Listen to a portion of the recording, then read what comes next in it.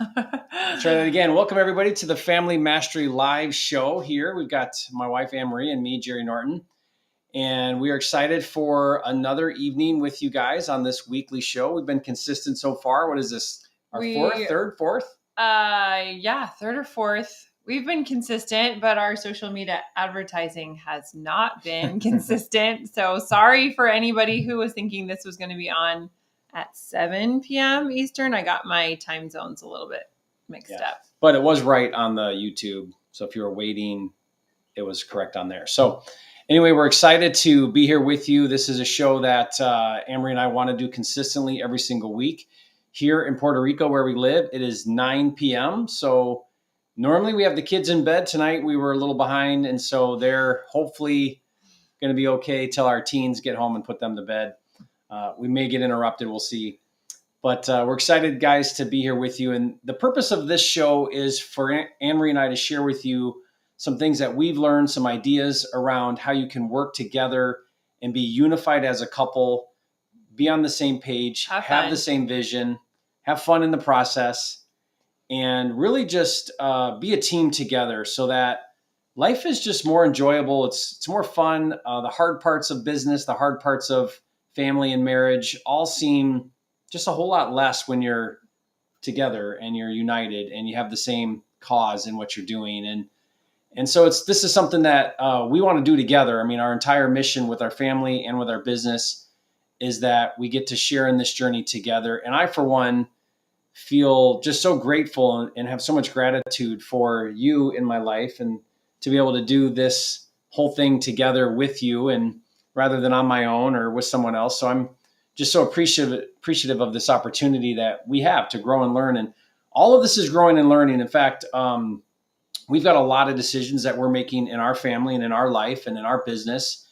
And we spend a lot of time talking about it and brainstorming it and pros and cons and what's working, what's not working, what do we want out of our life, what changes do we need to make to reach those goals. And it's just a constantly evolving process, and it's a constant conversation that we're always having. Yeah. So guys, if you're new here to the show or if you're just joining us, I'm going to go ahead and put in here, go ahead and put in the chat your name and city. And we want to get to know you. We're going to be doing Q&A today and talking with you. I think we've got something we want to share with everybody about some family rules. We'll pull those up here in a second. Yeah. But it's good to see. Brenda. Hi, Brenda. Yeah, it's good to see some of you in the chats. So please put your questions in. Anything that we go through today, put those in there, and we'll try our best to get to that. For sure. But do you want to jump to the family rules? Just maybe wait 1 second and I can kind of give everybody a little bit of some background and context like Jerry was talking about. I think one of our other goals in being able to do this YouTube live together was that we get to spend some time together, but also we wanted to be able to have a platform to kind of remind ourselves and talk about our goals, our ambitions, remind ourselves why we do what we do. It's really easy for us to kind of slope. That wasn't the right word.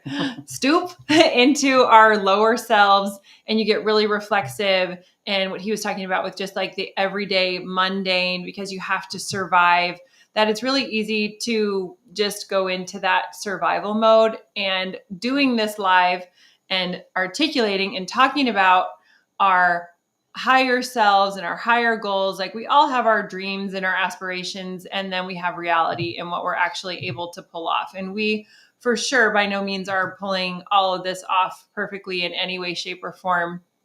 But it gives us kind of an opportunity to pull all the things together and be able to analyze a little bit more and share with you guys as we process through life's changes. And life is just full of variety and different situations. Our kids are such a huge span. Our youngest is 3. Our oldest is 23. We still have 8 kids that are living at home. So our soon to be 7. We've got a son that's headed off to college. So, but from that 19 to 3-year-old span that we're kind of going through, and we're trying to create and think, what is the kind of family culture that we can create? And what is the best recipe for everybody to grow to be their best selves when developmentally, emotionally, socially, physically, their needs are all so different. And then as we're kind of confronting that with their needs, our needs coupled with theirs, and then we're also thinking about the needs of our business. And then we think about each of our different needs, our different personalities, his ideas around what his best life will look like, my ideas around what my best life looks like. Normally between he and I, they're like opposite. I mean, except for that I just want to be able to do everything with him.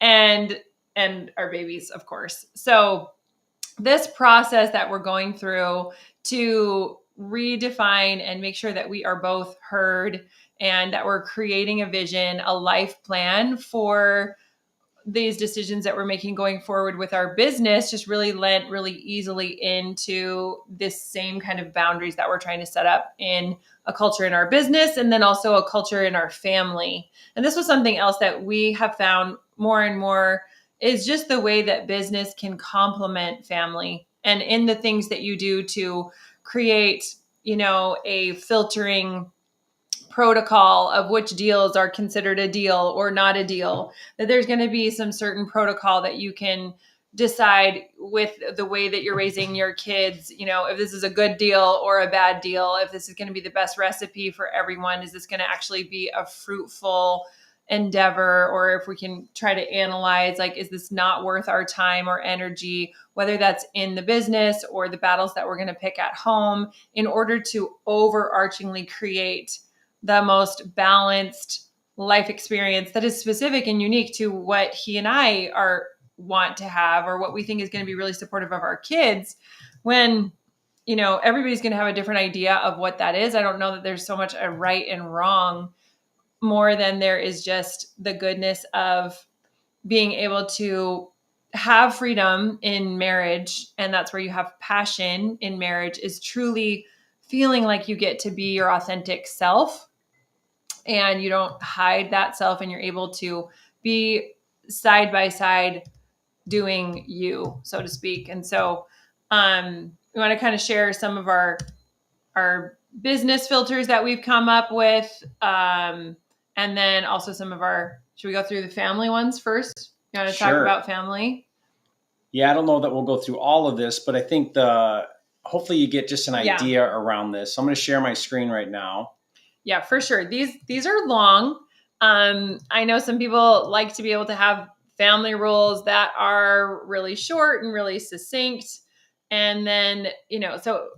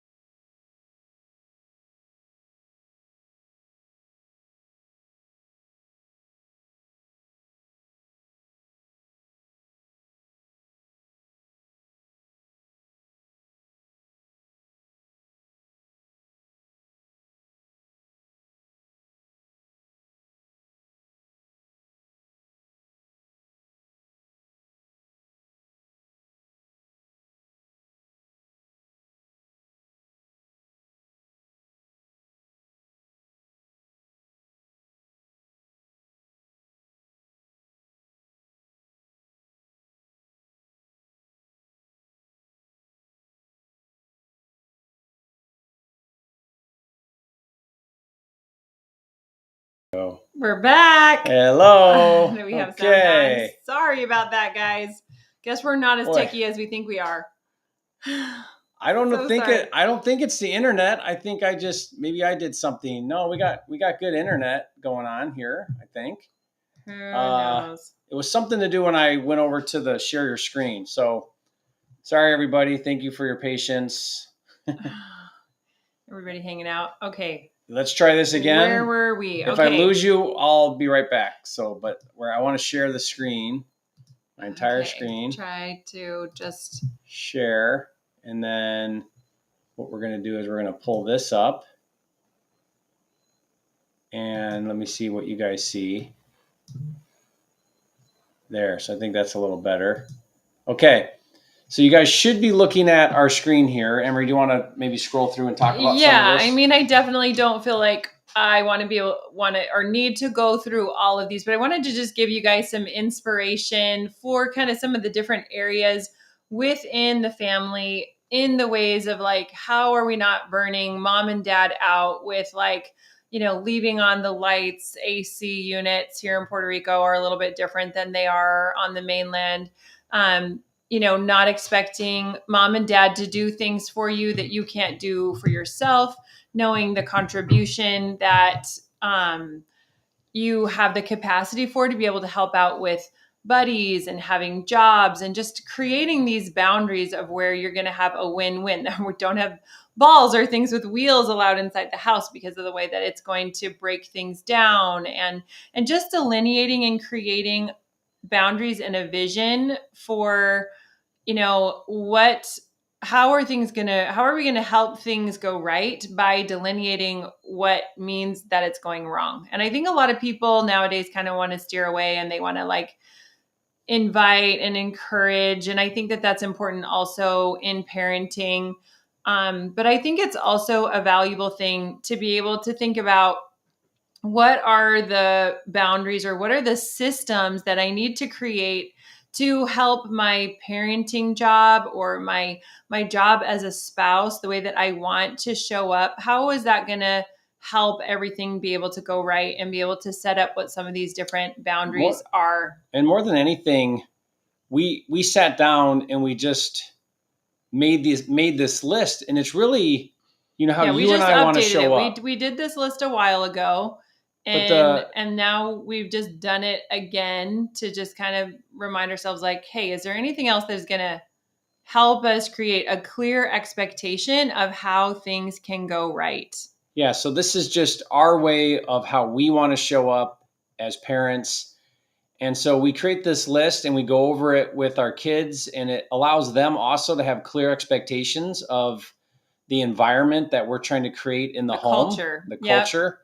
Yeah, so it's very much about a culture thing and just getting really clear. More than anything, it helped us get clear with each other, because some of the ways that I grew up are different than the ways AnnMarie grew up, and some of the ways that I parent naturally are different than how she parents naturally. But this has allowed us to kind of discuss these different areas and get clear on what they mean. And it's a work in progress, so we make changes periodically about how we want to handle certain things, and we learn and we maybe adjust, or we like this, we don't like that. But this has been, a little bit of a work in progress, and we've definitely put a lot of thought into each of these different areas and why they're important and what they mean to us. And again, more than anything, it's a document that allows us to get clear about how we want to show up as parents in our home. And right or wrong, good or bad, you may agree with some of this, may not agree with some of this. We tell our kids, look, we understand if you don't agree with some of the ways that we want to be, but this is just how mom and I want to show up. And this is how we're deciding to show up as your parents. And so it just is. It's just how we want to show up. You don't have to agree with it, but it's just how things are going to be, because it's what we're deciding to do with our family. Yeah, in our home, and we pay, we say, and when you have your own home, you're going to be able to get that. Well, I just wanted to come down here because we're talking a lot about parenting, but especially up here in this, like being respectful, showing love and respect. These are also some of the rules that we have with each other as a couple, that are some specific boundaries that we've put out there of like, hey, if the other person is willing to share a life with you, Like, what are the rules that we can do to help things go right in showing gratitude that somebody is willing to kind of conform their life a little bit in order to be able to live together. So some of these things are kind of funny, but they're true in marriage. No whining. I am bad about that. No whining, no bullying. I'm just looking at all of these disagreeing appropriately. I'm looking at all of these that have been broken by our kids just today. No distracting others during quiet time. Yeah, so it's the same thing, that we say every time when we come on these lives of just, you kind of aim for the stars and then maybe you'll be able to hit the moon. Be obedient, like slightly vague. I like to make it be a little bit more specific. And sometimes where you see some of these dollar signs, that means that there's a charge that can be associated with the family economy that we talked about last week, where there's a little bit extra of that cause and effect of, hey, when we call names, when we're putting people down, then that costs the family. And there's a cause and effect that is not contributing. And so in some way that needs to be returned. And so even where they have a charge, they have the opportunity to be able to do extra chores, for the younger kids, especially even inside our home, to help contribute back a little bit more in where energy was used up in a way that was not helpful. You'll notice here too, we have an entire section on technology.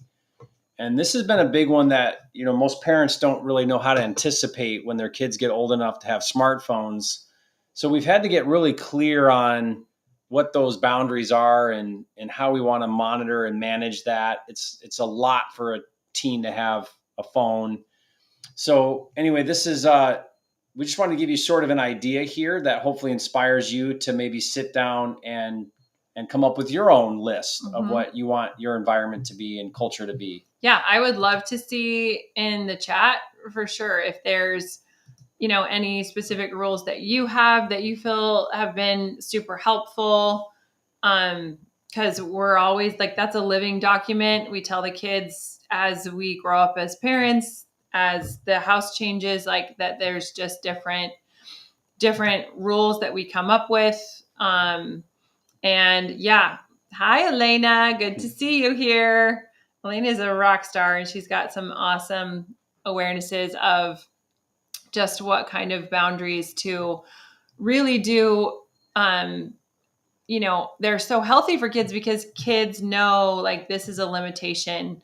I'm safe because my kids are, or I'm safe because my parents are not going to let me do things that are hurtful to myself or to others, that there's going to be some predictable cause and effect. And that's what they're really trying to learn and understand about is cause and effect, and bringing them into society where we want to have the freedom to belong to others and belong to self, that there is going to have to be that consideration for, hey, I'm not just living in this house alone. Like there's other people who are living here. And when I leave the bread out and it all goes stale, like there's a cause and effect, and other people then can't have fresh bread. They have to either go to the store and buy some more, or they just don't get to experience that. And then how's that going to affect the relationships? And helping kids to do things for the greater good and not just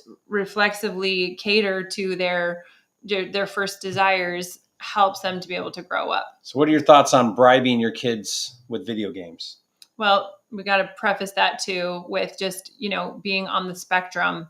I think wherever developmentally your child is, to help them understand the process of cause and effect. There's a really great book called Drive by Daniel Pink that is kind of a business book, also a parenting book that helps you to understand developmentally when it's the right time to use intrinsic motivation, when it's time to use extrinsic motivation. And for sure, when a child is younger and they don't have the capacity to motivate themselves from within, we start off by motivating them externally. And then when they're developmentally ready to be able to see the good in what it is that they're being asked to do, we try to draw that out and cultivate that and move that into the next phase as quickly as possible to something that is intrinsically motivated. So you're not getting caught in the trap of, over and over again, having to up the ante of like, okay, well, you're going to have half an hour of video games, and okay, if you do this thing, then I'll give you an hour of video games, and help them to see why. A good example is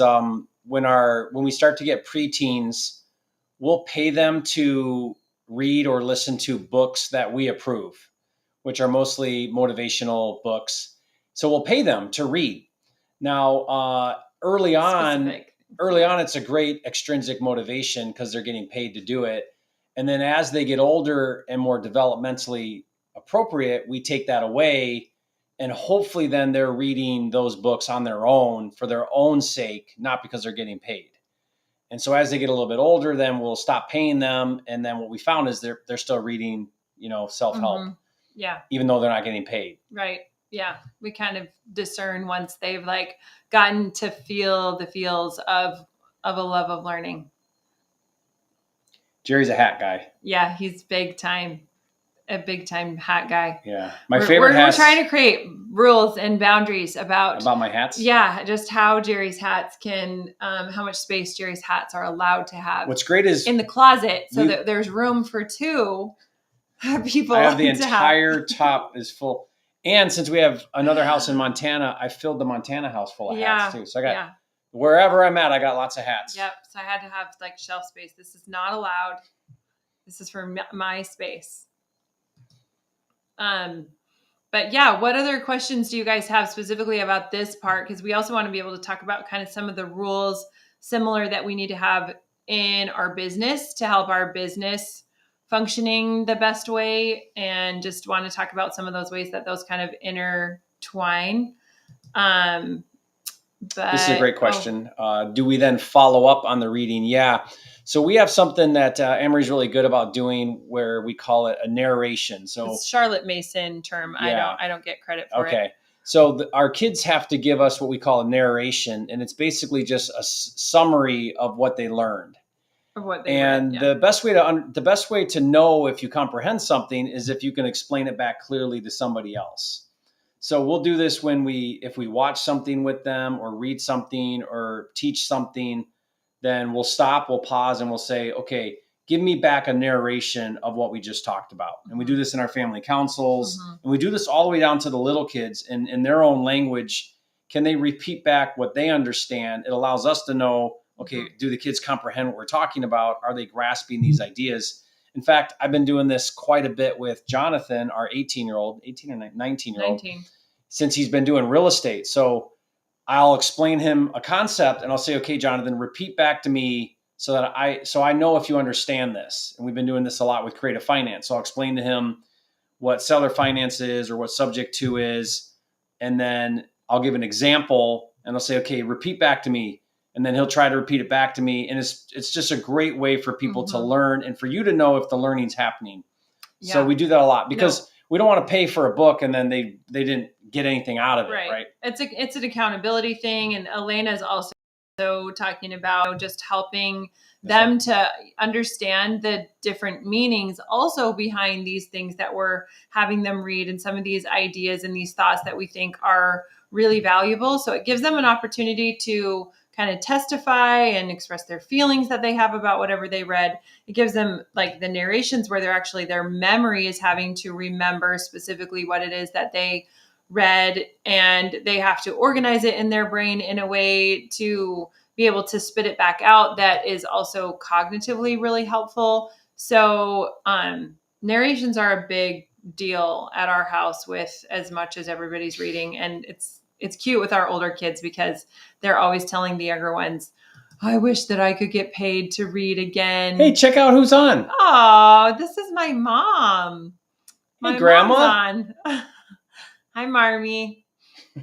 All these things I learned from you that I'm sharing. Oh, cool. Elena loves Charlotte Mason too. So fun. We need to have Elena and her hubby on. That would be really fun to get some other couples on here and be able to ask questions. Somebody was saying something also about having reports. That is something that we've done with the older kids then, especially if they're finished a book and they want to be able to finish off getting paid at the very end for that book. Then we're like, okay, give us a report. and it's just a different academic level for them to have a chance to be able to express themselves. So that's kind of a two-edged, or like killing two birds with one stone kind of thing with some of our homeschooling strategy also. This one I would be careful of. We've certainly done this the wrong way too, where the punishment, we don't want to create a negative experience around something positive we're trying to teach. It's really funny because as a parent, you always try to hit it where it hurts the most. So like we have some teens right now, our 3 teens at home, they're really into working out, like going to the gym. Mm-hmm. So like the ultimate punishment would be to take away the gym from them. Yeah. And that would like hit them right where it counts and like hurt the most.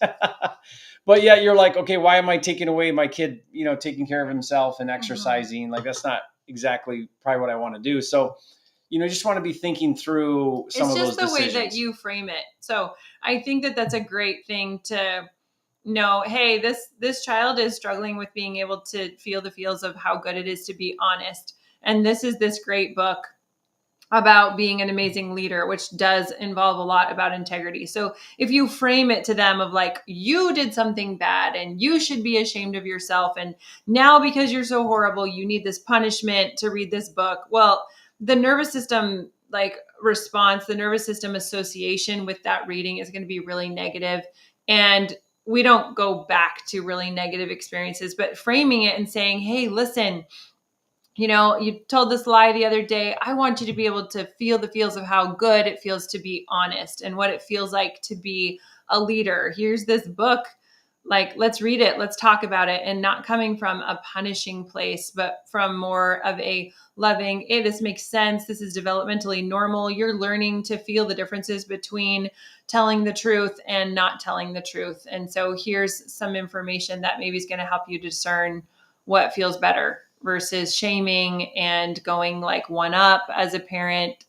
I think cause and effect is important, but doing something in a punishing, you have to suffer now. That one is the one that can get a little bit tricky. Yeah. So this is great in the group that Jerry hosts with all the young men just devoted to his sons, or am I able to jump in for personalized training? I wish to learn how to speak to realtors to become accomplished. So I'm not sure your name, Illuminati aristocracy. How do you say that? Aristocracy. Okay. So what we're doing right now is this is a pilot program that I'm testing out with the boys. So it's great because they're very forgiving if I do it wrong, because it's, they're not out on the, if they blow it, they're not out on the street, necessarily. But I want to dial it in, and I want to relaunch that program and maybe offer that to a new group once we go through this one. So it's going to take us a while to get through this because I want to see it from start to finish. And I'm really, really hoping that I can guide them. They got to do the work, but I hope I can be a good guide for them. And if you guys don't know what I'm talking about, we call it the 0 to 60,000 challenge. And what I'm doing right now is I'm working specifically with a group of my boys and the neighbor boy, and helping them get their first deal and then move through to 60,000 in revenue. And I'm hoping we can do it in about 6 months. We'll see. And so we're about 3 or 4 weeks in right now. And a couple of the boys are really, really close. They're so close. Nathan has a deal. Day. Jonathan's got a deal where Kevin's going to look at it tomorrow, but it's a bank property. Looks like that it could be a really good deal. So, yeah, and Nathan's close on one. There's like a little bit of healthy competition where they're all asking like about each other, like, oh, Mom, did you hear? Did Nathan actually get that deal? He get that deal? And then it's like, oh, I'm happy for him, but I really hope my deal goes through. So, but I'm sharing it live. So every Monday, I think, is when we do the lives. They're about 2.5 hours long. I actually model for them and give them feedback, listen to their calls, and try to help them through this process of, learning the business. So you can participate. I try to answer questions on the live stream. There's a PDF document that you can get to follow along with what they're doing with links and things. So yeah, if you're interested in that, follow along, and then let me know when we do open that back open to like a new group. I'll let you know so you can, be aware of that. But this is like a little bit of a good segue, I think, also to, some of the similar framing that we have in the projects that we take on in our business, to be able to have a business that fuels a lifestyle versus a lifestyle that is based on whatever the business is and like whatever leftovers you have. So this like experiment that Jerry's doing with our boys was something that we talked about and is very intentional of like, how can we bring content to the world? How can we share with the world these amazing real estate strategies that Jerry's spent a lifetime figuring out? How can we share it with the world and not be having that time being taken away from our family? But how can we create some synergy where we're raising our boys, we're having impact and sharing with the world at the same time, and spending time with the boys, giving them an opportunity to do something hard. Like instead of just doing content on his own, I was like, Jared, what if, this new strategy that I can tell you're so excited about, what if we captured that? What if the boys were able to be a part of that? And, how would that pressure you if this was something that you were creating content out of? How would that be helpful to you to create something that's consistent, something that you're able to follow through with on? A lot of times we totally get it with parenting. It's super difficult to stay consistent in what it is that you think are for the greater good for your kids, and to be thinking, I want them to learn about this or that, or I want to like hold them accountable to this thing that they've endeavored, or this sport that they've taken on, or, their classes that they're taking, or whatever, that we were like, wow, this could be some awesome synergy. And it's this kind of criteria that we really want to draw more out of and want to be able to share with the world. And that we are, as we're getting older, as our family gets more and more complex, as we are still adding people to our family, because we have daughter-in-laws that are coming in, grandkids someday. Last week we had Jonathan on here, but in the chat. Yeah, in the chat. I don't know if I've got my older two are married. I don't think that they're here, but eventually we're going to have, grandkids that are coming in. So our life is not getting any less complex. The complexity of the businesses as they grow. And so we're having to get more and more choosy about making sure that there are specific criteria that go through for each of the projects that we take on. And we've been analyzing this a little bit more because we have bitten off a little bit more than we could chew. Just felt like things have been a little bit out of balance. That's why we wanted to have this conversation today, to help ourselves, to maybe help some of you guys, and just get the conversation going of like, what do we do when we're there's all these good deals that are around, and we're trying to prioritize and have a family experience, have a relational experience. Jerry and I haven't been getting as much one-on-one time with each other, and just being able to actually slow down and look at the consequences for when he and I are not getting a lot of alone time, or when our kids are feeling like, because I've been working more than what I normally do, and just kind of reassessing, what are the deals that we can do that still are in line with the kind of lifestyle that we're trying to have. So, Jerry, tell us, what are the answers to all of those questions? Well, it's not easy, but we have so many opportunities, and I think the more that you're in the game, the more opportunities come your way, which is why I tell people, like I've been telling the kids, guys, the very next call you do could be that $100,000 deal, and they happen. And if you believe that and you think that, then you're going to start to manifest that. And now we're at a phase in our life where we have so many opportunities that we have to be very choosy, very picky about what projects we take on. And we have to put those opportunities through a filter. And we have to really look at that and say, does that check all the boxes for what we're trying to accomplish, not just financially, but also the sacrifice that might take on our personal lives? And are we willing to do that? Is that something we want to take on right now? And so I think it's just important to have a filter. In the beginning, I think I certainly have a tendency to take on more. And you've been great balance for me to really think this through. Is this really our plan? Do we really feel strongly that that's the right project to take on right now? And just be careful through that. So, for example, taking on this project with the boys has been a huge endeavor, but it's time. It's the right time. They're eager. They're motivated. They want to learn. It feels worth it. Like it feels like even though it's been a big time sucker, yeah, a big time sucker, totally so glad. Like I'm getting text right now from Nathan, our number 2. Yeah, and he's okay, like, so he's clearly got not like deal. He's like work because our 3 older boys they're working full time and then they're doing this after work. So because they pay for themselves. At 10 o'clock, they're texting me and they're asking questions and they're wondering, hey, is this a deal? And so it's really, really kind of fun to do, but also a lot of work.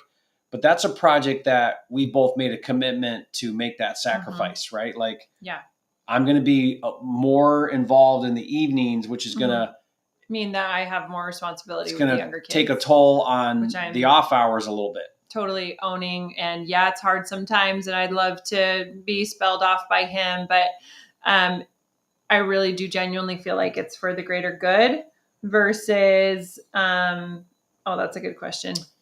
No, they each have their own market in the States. So they're doing it virtual. But I made sure that each of the markets that they're doing, I've already got really good connections in those markets.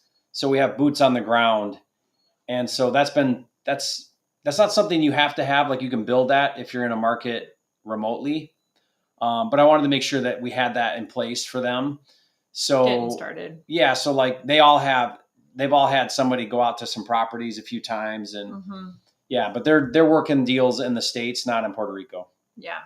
But I think it's really important. Like there's a lot of different ways to be able to analyze when you're reverse engineering the kind of lifestyle that it is that you want to have. And sometimes I think it comes down to, even just trying to write down and look at, how many hours am I projecting that this is going to take? Like for us, for example, doing this live where we are like, it's not a good idea for us to take any more time away from our kids in the evening.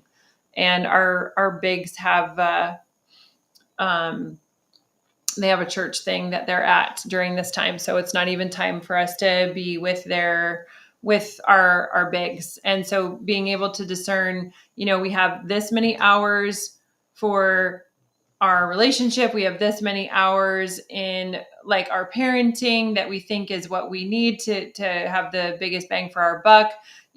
Also making decisions right now with the pros and the cons between different locations as we're trying to discern how long we're going to live in Puerto Rico, when we're going to go back to the mainland.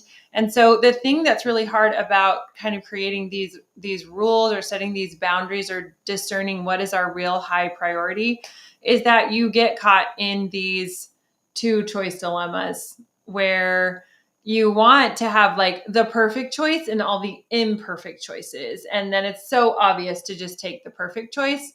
But the reality is the complexity of multiple deals, trying to anticipate all the kids' different personalities, ages, stages, all the different situations that could happen, living here, living there, taking this deal on, not taking that deal on, investing in this, not investing in that, having time left over for this. Like, it just can completely make your mind go crazy. But we think that the system of being able to just accept that our choices are mostly crappier and crappiest because we are in a fallen world with people who make mistakes and our brains only have so much capacity.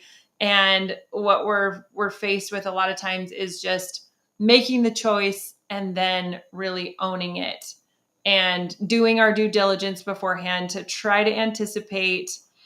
I think meditate over it, be prayerful around it, do the hard work of talking between the two of like, these are our rules. Like for us, we've had multiple people like suggest to us to, live in 2 different places and be able to go back and forth and visit with each other. And for us and where we're at right now and in our marriage, that's a no. That for us, that rule is hard and fast. That's not something that we want to do, or that we think is for the greater good to do for our marriage. So you take that one off the table, and then you come to the next one of like, okay, well, being on the mainland would be this really great experience for this kid, but it might not be as good for this kid.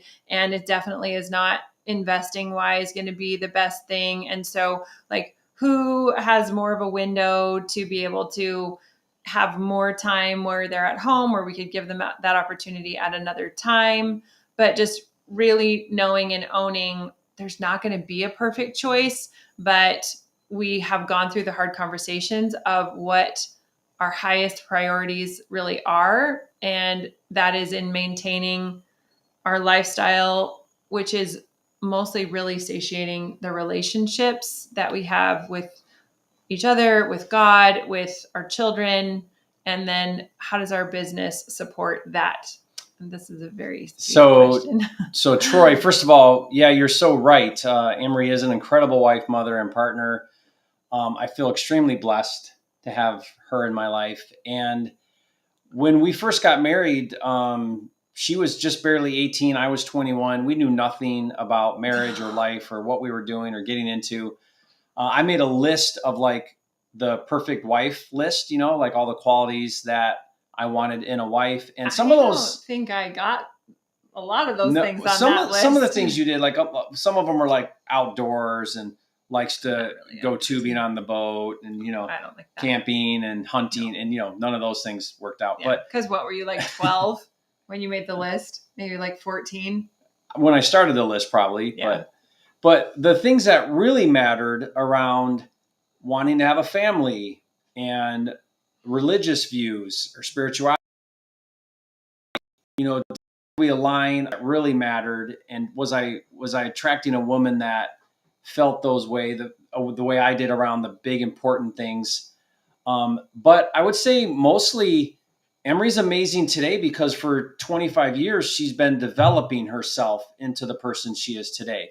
So she's a much different person, and I hope I am too, than a long time ago. And the one thing I knew for certain when I first met her was this is a woman on a trajectory to do great things in life. And this is a person that is constantly learning and growing and developing. And as long as I'm aligned with someone like that, then I'll be with someone who's just going to keep progressing in life. And that's really what you want to look for.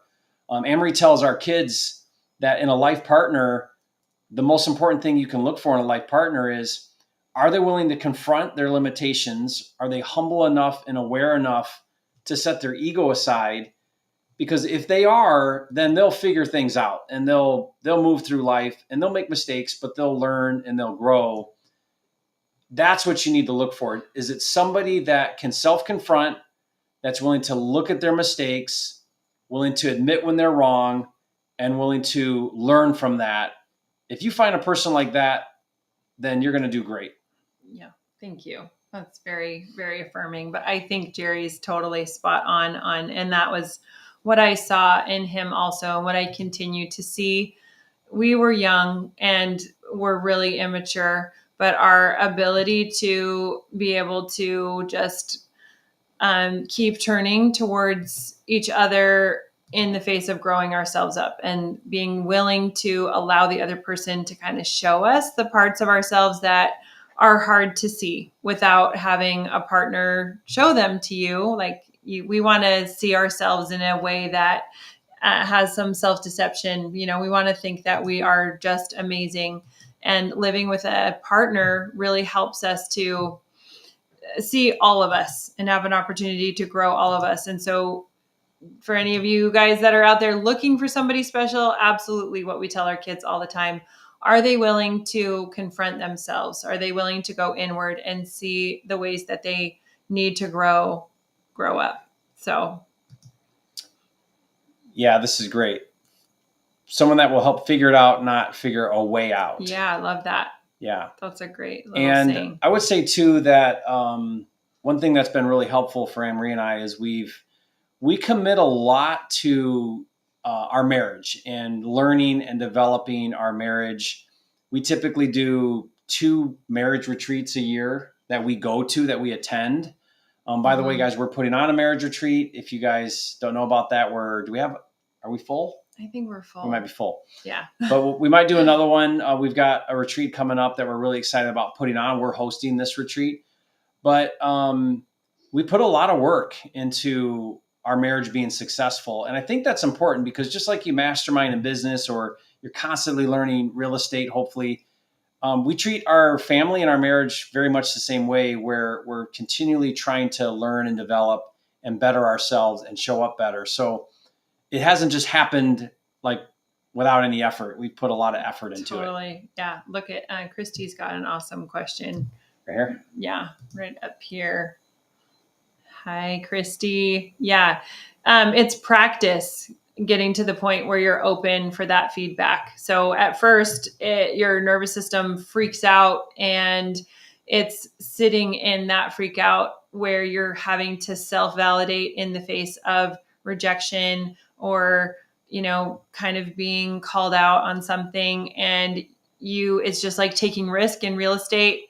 Any of you guys that were there at the Squat Up Summit, and Jerry talked about how to develop your risk tolerance. Well, being in conflict with a significant other is risky. And so the way that you do that is by just practicing a little bit at a time and recognizing when your nervous system is flooded and you're not coming from the best in you. And it's pretty much like going inward and being like, do I actually feel my age right now? Or do I feel like a 5-year-old? And if you feel any younger than what your actual age is, that means you need to step away from the conversation and calm down and try to come back. And that just takes practice, and you get to learn how to sit in those flooded fight or flight feelings and not let them control you. But it is the hardest thing that you'll ever learn how to do because you really care. Anger, I think, is another form of love, actually, because you wouldn't be so mad about whatever happened if you didn't really care about that person. And so it's just great practice, though, to not be a victim to our body, to still acknowledge and recognize that this is a normal thing, that your body or nervous system is going to respond that way. But when you feel like it doesn't control you, you feel calm, you feel secure. Your partner senses that you're calm and secure, and it helps them to be able to see a different perspective they get to mirror your security in, hey, just because your nervous system is activated right now doesn't mean that mine has to be.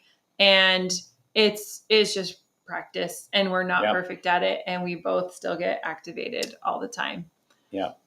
This is a great question from Tony. So love Tony. Tony was just out here in Puerto Rico with us for a few days. We actually did an entire masterclass together.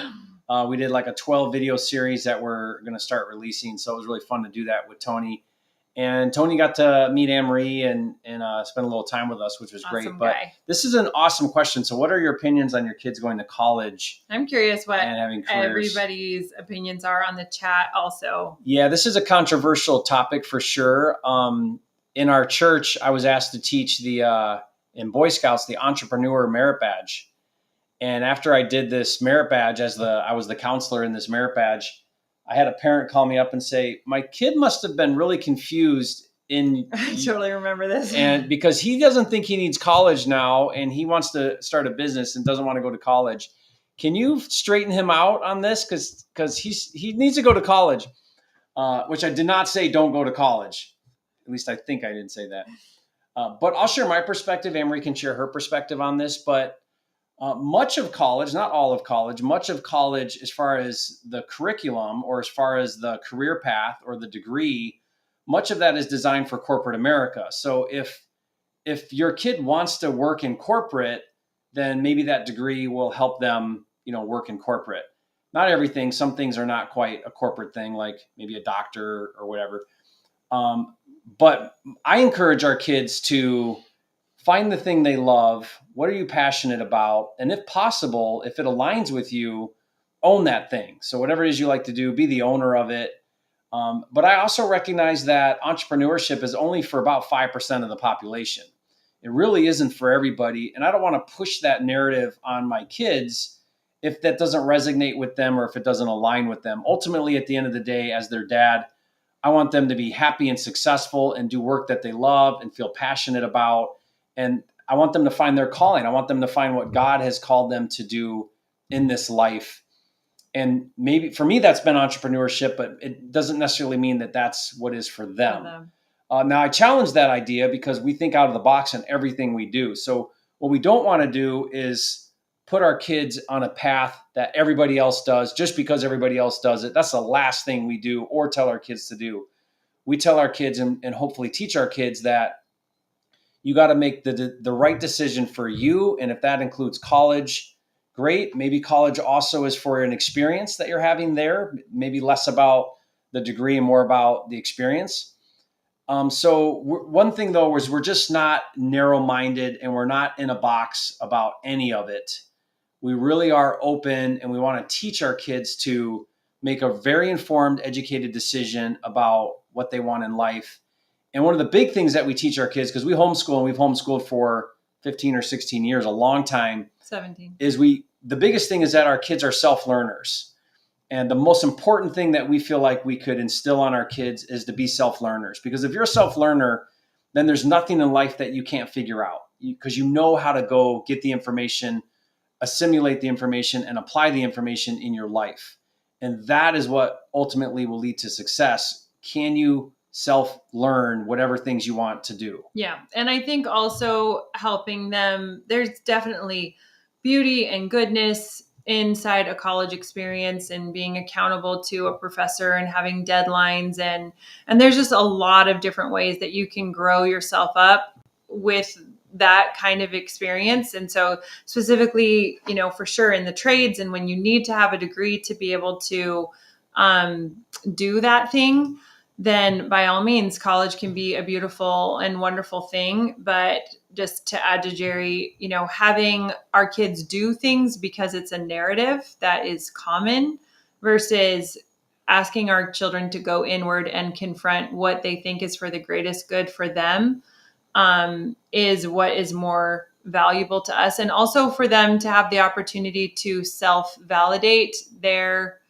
knowledge or their expertise and not to be self-aggrandizing and like, I don't need a degree, I already know everything, but to look at a variety of different ways of what they honestly think makes them ready for whatever the job is. So if they really are discerning that, mentoring underneath somebody who's already doing that is a better way to get the training to be able to do what they feel they're being called to do or what they love to do in their life.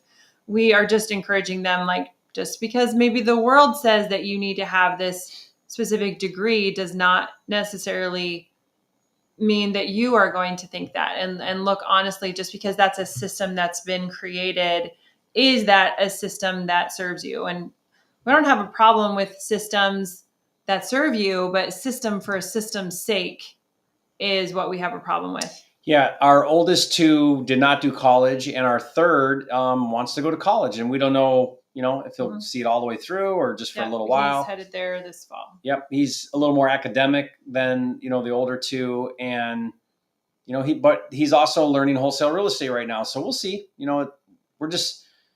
We want to be supportive of what our kids do and let them also make choices that they can learn from.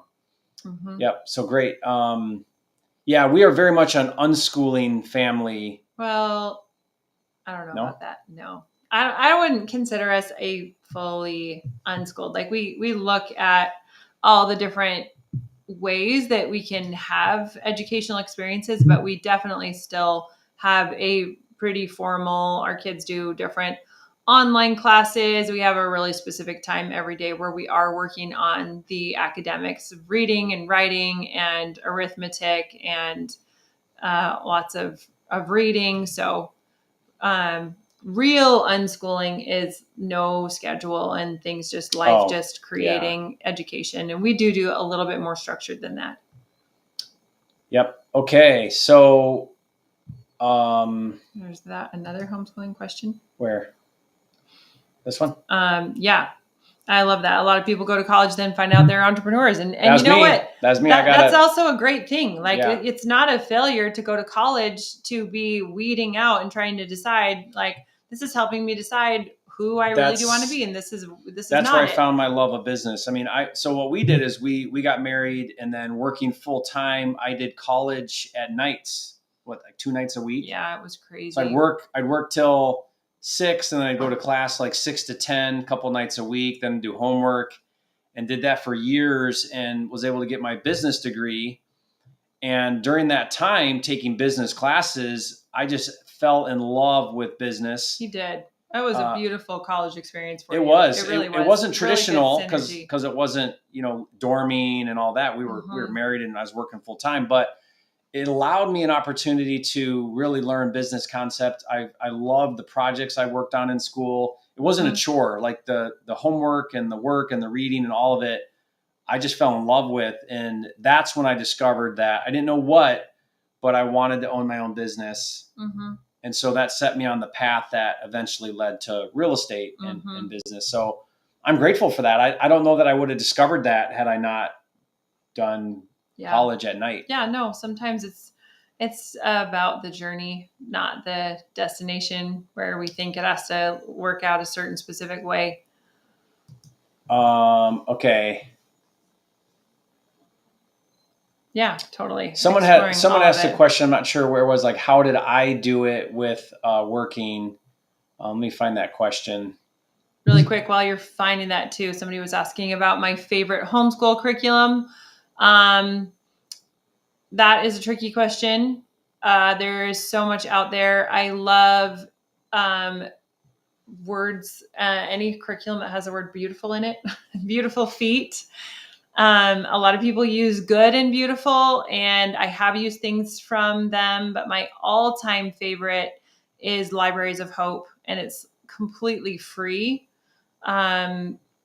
Huge amount of resources with a rotation that takes you through all the different countries, the liberal arts, great literature, and the yearly you go through the story of America. And we layer on that, and every year we learn a little bit more about the same countries and the same eras in American history and world history. And it's become a tradition to go through each of those different realms and each of those different eras. And we have bookcases that are labeled on each of the months of the year. And so my older kids come home and they see the bookcases and they remember when they read those books, and they're asking the younger siblings if they've read those ones yet. And it's more than just a curriculum, but it's become like a family tradition and culture. And we associate so many memories with specific times of year when we're studying those specific things or doing field trips around those specific things. So it's, again, something that's really been synergistic with what we're trying to create with a family experience and not just schooling. Yeah. So Troy, I have some content on my YouTube channel where I talk about the phases of a wholesale business and how there are 5 different phases. And you start out as a solopreneur, a one-person show, and that's phase 1. And on one hand, it's okay because you get to keep everything. You don't have any overhead. But what ends up happening is it becomes a high-paying job because you can never step away because it's all you. It's all you. If you go on vacation, then it all stops. And that's really just being self-employed. And I don't know that that's the goal for everybody. So anyway, I walked through this model of how you progress through to eventually replace yourself from the business, if that's your goal, and build a business. So what AnnMarie and I talk about all the time is that exact thing. How do we replace ourselves from the operations of the business? How do we continually move into a place where super high level, we're high level, not low level? That takes a team, that takes developing a team, that takes a lot of flexibility with how to grow that business, when it's time to pivot and do something different or change the business. Currently, the model I do with my wholesale business is I've got 5 full-time partners, and then I help those partners develop out their teams. So I'm fairly close to them and their business model, somewhat hands off because I'm not in the day-to-day, but more of an advisory role, and I'm more on the finance side. and really just helping them with direction. But with all my partners on the ground, these partners, the goal is that they build multi-million dollar wholesale operations. So we're constantly working on that with them, and they're doing really well. Many of them are 6 figures a month producers right now. And some have big teams, like we have multiple acquisitions and dispositions, and a team with each of those partners. And some are a little smaller, a little leaner, and kind of everything in between. So I look at it like, where are you at? What's your goals? Are you willing to develop yourself as a leader? Because if you're not willing to develop as a leader, then you can never grow a team, because that team is going to be dependent on your leadership skills.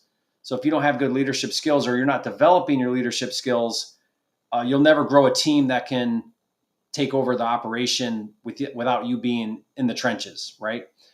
So that's how I structure my different wholesale companies currently. Awesome. Yep. All right. We've got a couple more homeschooling questions. We do a really consistent, little bit heavier load on Monday through Thursday. And then Friday is more like creative school field trip. We play board games, still do like reading, writing, arithmetic. And for motivating the teens, what we've involved is just a lot of choice and helping them to still have some of that passion and already kind of own what their personalities are. And that's what's been the beauty of having this rotation model of homeschooling, where we go through the same subject. Like in September every year, we're talking about the same subject, that it allows each of the kids, when it's a really broad subject, to kind of focus on their style of what is interesting to them. And I think having some of that autonomy at first, especially like, middle school-ish kind of age, early high school. And then when they're older and they're like at the end of high school, that's when I push them a little bit harder to be like, okay, this is not necessarily what you would choose, but you need to learn how to submit to a mentor. Yep. Another real estate. There's a lot of real estate questions in here, so I'll be kind of picky about them, because we're trying to focus on more family. But I think this is a great question. If you were to start over today and build a sustainable wholesale business in this environment, what would you do? Well, I am. I mean, I'm constantly reinventing the business. Constantly. I would say every year I'm sort of reinventing myself. Excuse me, in business. Because you have to take what's given to you in the environment, and interest rates and strategy and technique and competition and marketing methods, and adapt. So I wouldn't do anything different. I would do things exactly how they are, because that's what worked to get me where I am today. And the things I'm working on right now will be different maybe next year or the year after.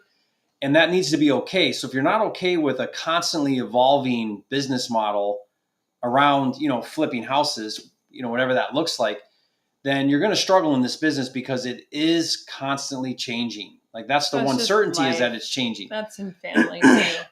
Yeah. So, like if you guys follow my content as of lately, I'm shifting a lot of my wholesale model to what I call a takedown method, which is, rather than assign it, I'm actually buying it and then reselling it on the open market. So we buy it off market, sell it on market.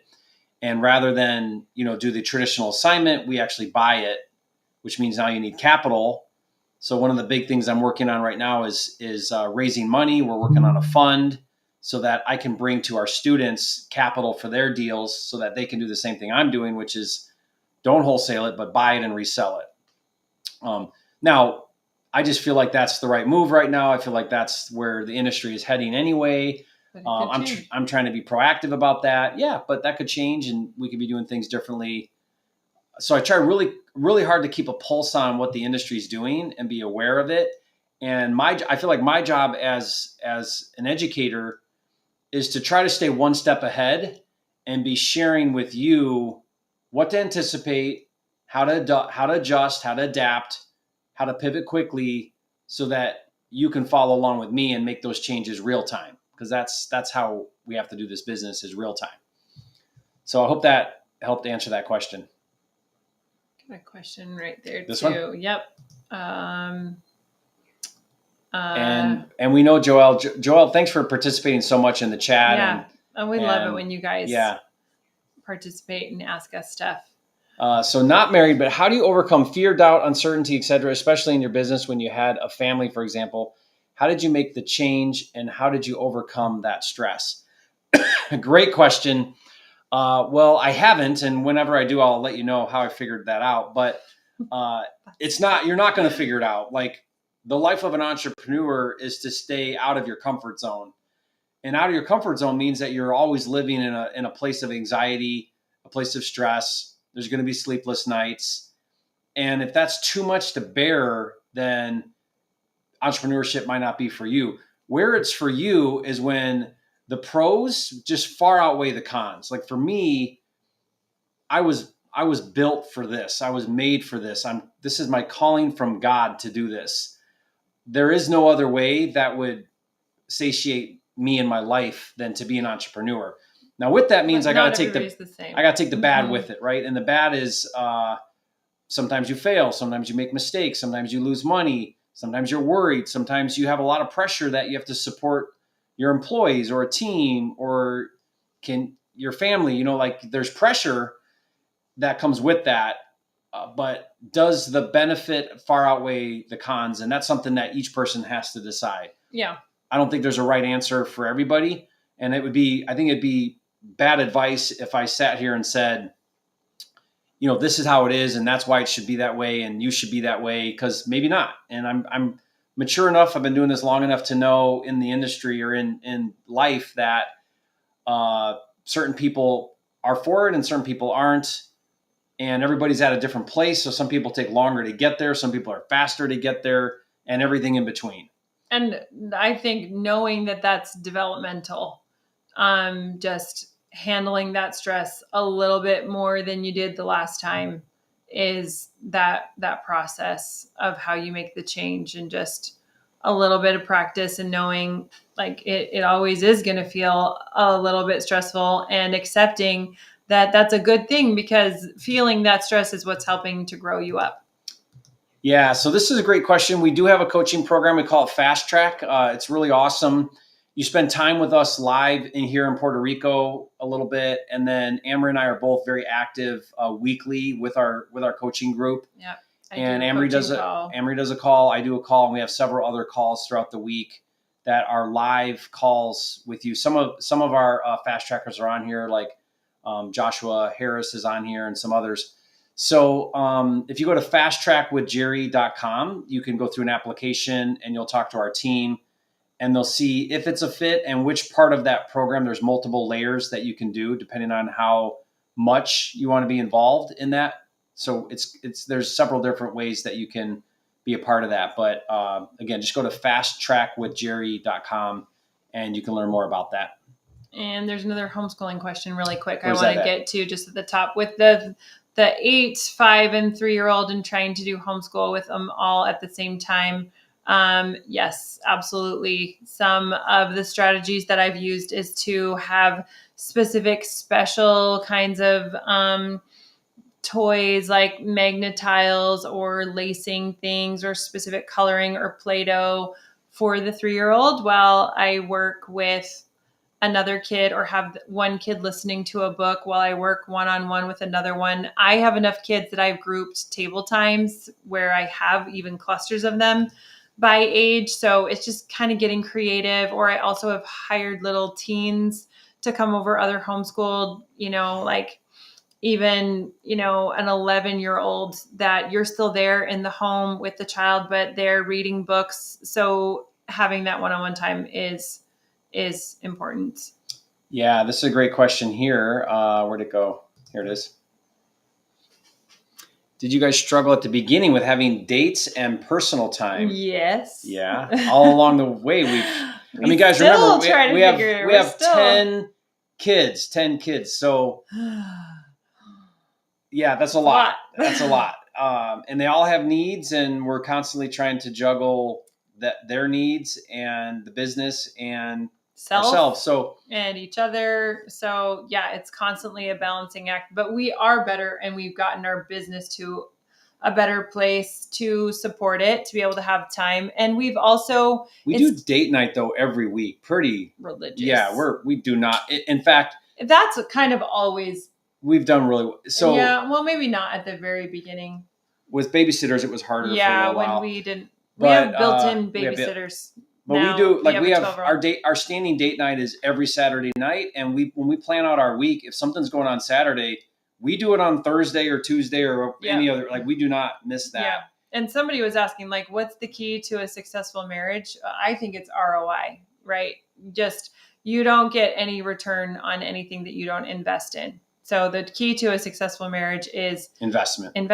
Yeah. And that means time. That means like vulnerability with each other. That means handling conflict, like as in going into it, cultivating and nurturing and drawing out and spending time thinking and sitting in gratitude and the beauty of sharing a life with someone and cultivating fun and pleasure and not making joy. Excuses for that, and just being honest. And it's a lot of work, but it's worth it. And then we also are fairly good. It's been a little nuts the last little bit, but we're pretty good about every morning between 8 and 9 is our personal time. And we usually leave the home. So we jump in our golf cart and we drive around the ocean and we'll go for a walk on the beach, things like that. And again, it's just before we start our day and we both go running 100 miles an hour. We want to have some connection time together. And so we're really good about that. And we find that if we don't do that every single day, then we can feel that we're not as connected. Yeah, so it's something you have to maintain. Yeah. Like, it does go away fast. You gotta... Yep, you got to rekindle that every day. So we try really hard to make that time, despite how busy we are. Mm-hmm. Yeah, and the questions too about Puerto Rico. Yeah, we're not going to live in Puerto Rico forever. Trying to kind of figure out what exactly while we're here, what all the adventures are that we can enjoy on the island while we're here. Not exactly sure when we get back. Yeah, this is funny. We actually have can I tell them about the love condo? I guess you just told everyone about the love condo. So where we live right here. I think my mother was on this call, so. She knows about the love condo. So we actually bought a condo right here on the water, facing the water. That's like a golf cart right away. And we mostly let friends and family use it. You know, like we should Airbnb it and like make it an income property, but we love having it available when we want to go over there. And so we jokingly call it the love condo. We'll go there for date night just to be able to have quiet time, alone time. But yeah, people in the real estate industry that know about our love condo and tease us about it. Yeah, that's pretty funny. But I mean, that's 100% worth the investment of that condo that makes no money and costs us money. It just is. I think we don't realize in this society how much we validate ourselves around suffering and martyrdom. And as entrepreneurs, the way that we feel like we're a good entrepreneur is by saying, I don't go on vacation and I do this hard thing and that hard thing. And not that I'm saying that we don't need to sacrifice in some ways for our business, but all of that and none of the balance of really living in and having joy and pleasure in sharing a life with somebody and being passionate partners. I think a lot of people just either don't feel as validated about that part of their life, or they're not like cultivating it as much. I don't think that we valued it or cultivated as much when we were first married. And just as things have gotten more and more intense and we've had the opportunity to learn from other, the marriage retreats that we've gone on, to just be still and sit in the beauty of having somebody that you genuinely have fun with and love spending time with. And it makes all the mundane, hard, getting rejected on the phone, having deals fall through, having teenagers reject you, having toddlers keep you up, or babies, like the hard parts. There's also beautiful parts of having teens and beautiful parts of having babies. or beautiful and exciting parts about doing deals, but learning the way of being to really just be able to sit in the pleasure of something and take that in is a little bit of a lost art. Yeah, that's so true. And that's Joelle, the love condo. I would say on this question here, like, what's our advice to young people that are trying to grow in all aspects? I mean, you're doing the right thing. Like, the fact that you're wanting to grow in all areas of your life, spiritually, mentally, financially, and business. That shows lots of maturity. Yeah. I mean, like, dude, just you're miles ahead of most people. I don't know how old you are, Joelle, but I think you were saying he's 21. Okay, 21. Yeah. So that's great. I would say, because you asked earlier about, like, how do you attract a spouse that's, the right one for you? What we tell our kids is the way that you attract an amazing spouse is you become an amazing person. So work on you. You can't affect somebody else, but you can affect yourself. And the more that you grow and develop as a human being, the more that you're going to align then with another human being that's also growing and developing. And once you're in relationship, and probably even before relationship, you want to be growing at a level that will attract somebody else at that level. You only marry at the same level you're at. You will only marry at the same level you're at, right? So that's how you do that, is you become the best version of you, and then you will be in a place that's ready for that, 10 cow woman or whatever, like the Johnny, I'm thinking of Johnny Lingo. I know. Nobody has the context. Yeah, if you don't know Johnny Lingo, that won't make any sense. Yeah, sorry about that. Leave a comment if you know Johnny Lingo and what I'm talking about. Nobody's going to know. No one's going to know Johnny Lingo? I don't think anyone's going to know that. But, the way that you get that really amazing person is you becoming a really amazing person. Love that. Somebody was asking too about breaking some of the generational things and just being self-aware. I mean, it has been freaking hard. Like, we talked to you guys about our connection that we have. Hopefully we're honest enough about, the reality of the normal cadences of connection and disconnection that still happen between us. But the intensity that we chose to take on in our life in so many different realms was, I think, like a real crash course where we just went into big time. Like, we've constantly had to be in self-development. And I, especially as Jerry's been, I know this is funny, as Jerry's been really focused and had his eye on the ball for the business. And I've really owned and held on to my love and my value for, like, relationships.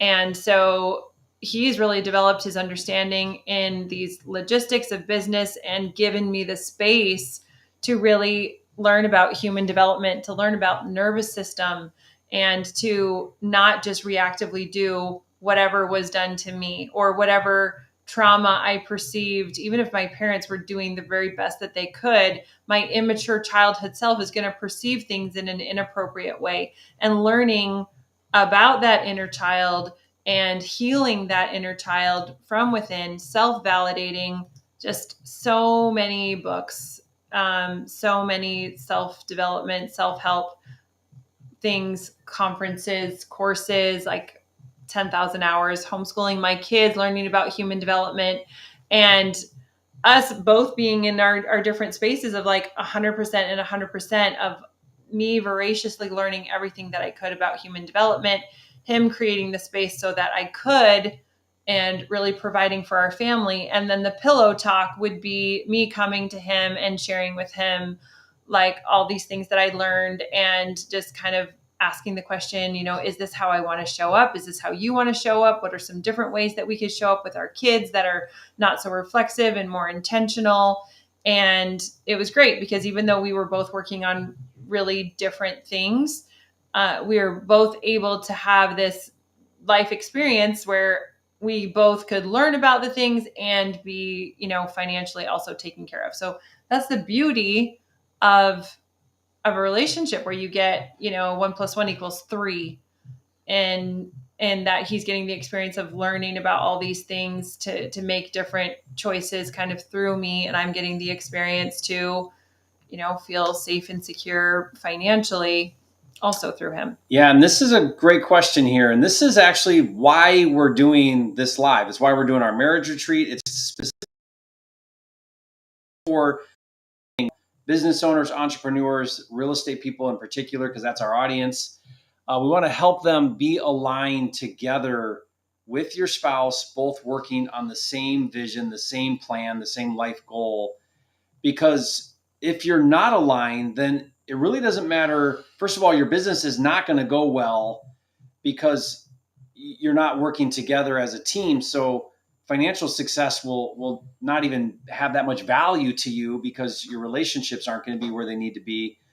And secondly, when you are united, when you are together, you are on the same page, then your ability to perform in the business world, we feel, is like 10x. Like you really can show up with your A game because you're now a team and you're aligned on what you're trying to accomplish. Now, that may not mean that the way you want to do it is the right way, right? Like, I'm not saying that. I'm not saying you're right, your wife is wrong. I'm not saying that at all.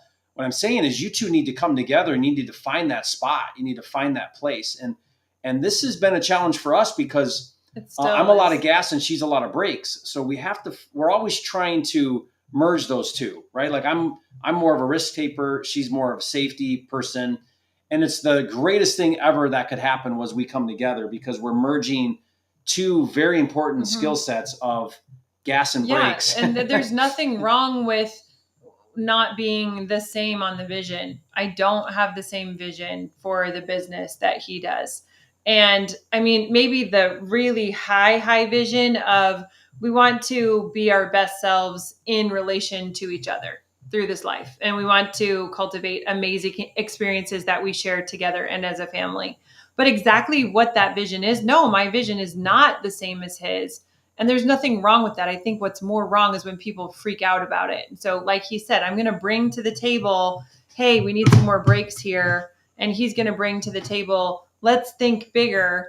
And it's where we let go of our egos and we see the value in both of our different ways of being that we're able to discern a more whole picture to then come up with room for two different ways of being, two different ways of business, two ways of relating that create variety and balance and like a lot closer probably to what it is that is the actual experience. Because I think we also sometimes don't know what we really want because we can be so heavy on one side that it really is good to be married to your opposite, masculine, feminine polarity that we've talked about before, North Pole, South Pole, that balance in the middle is where the satiation and the growth really comes.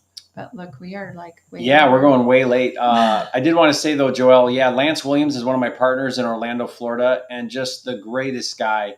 All my partners are. I mean, they're my partners a whole lot less for the business relationship and more for the value alignment that I have with them. These are people that I care deeply about. I want them to be successful. Our students are the best. Yeah, and I align with, So that's was very much part of the decision to be business partners with them was their values, right? And that I hope everyone should be that way. Like the people you interact with, the people that you bring on your team, your employees, your partners, your community that you're with, be very choosy that you're aligning yourself with people that have very high morals, very high values, people that you can grow and develop with, people that are going to encourage you to be your best self, your best version.